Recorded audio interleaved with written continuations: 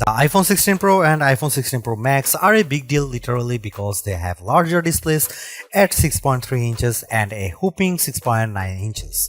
The latter is the largest display ever on an iPhone. But they are also a pretty big deal because of all the other upgrades Apple is packing into this year's Pro models. Both the iPhone 16 Pro and 16 Pro Max get a new A18 Pro chip that's designed from the ground up for Apple Intelligence features and a new dedicated camera control button that's designed to make everything from zooming to changing focus depth easier. A new 48 megapixel ultra-wide camera captures impressive macro shots and you can record cinematic slow motion video at 4K 120 fps. Apple also promises longer battery life and better sustained performance along with more durable designs.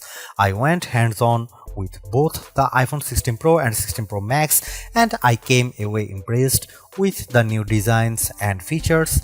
Both could make our best phone list, but the camera control was a bit finicky.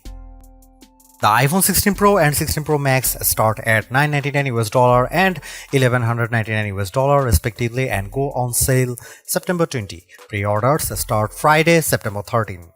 The iPhone 16 Pro starts with 128GB of storage and the iPhone 16 Pro Max has 256GB standard.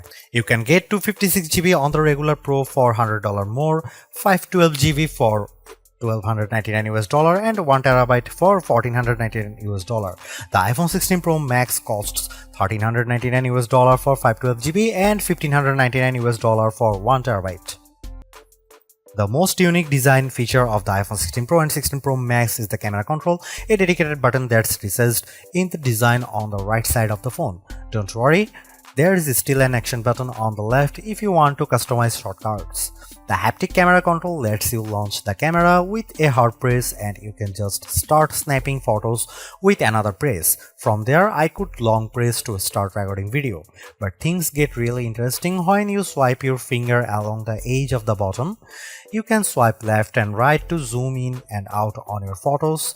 And with a double soft press, you can toggle between various settings like depth, exposure, and styles. It works, but I found the button a bit finicky and I had to swipe more than I like to go from one option to the next. Still, I could see myself using the camera control all the time to quick launch into the camera so I never miss a shot.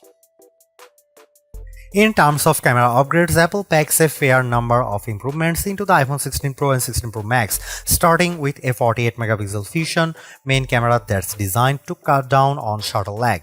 At least based on the sample photos, it looks like these cameras can take sharp images of things like a flowing dress in motion with good sharpness, but we'll be putting that to the test. The bigger upgrade is the 48 megapixel ultra-wide camera, which enables better wide-angle shots but also much more impressive macro shots. I saw a close-up of a flower and was blown away with the level of detail. Videographers will appreciate the ability to capture 4K 120 fps video in slow-mo video. I saw a video of a guy on a motorcycle and when things slowed down, I could see his jacket rippling in the wind. The audio capture gets an upgrade too while recording video thanks to improved studio quality mics. You can make it sound like the video was recorded in a studio or make the vocal tracks front and center with environmental noises in the background. You decide, and the wind reduction is improved too. The iPhone 16 Pro and 16 Pro Max both look like solid upgrades, but the iPhone 16 Pro could be the better value. You get the same 5x telephoto zoom as the larger Pro Max in a smaller design, and the screen is big enough where you might not have Max envy. I personally prefer a larger screen and the longest battery life, so I would probably go for the iPhone 16 Pro Max, but if you are on a tighter budget, go regular Pro. Stay tuned for our full rated review.